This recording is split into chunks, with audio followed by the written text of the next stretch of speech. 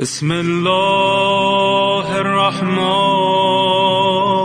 الرحیم. اللهم كل وليك حجة ابن الحسن صلواتك عليه وعلى آبائه في هذه الساعة وفي كل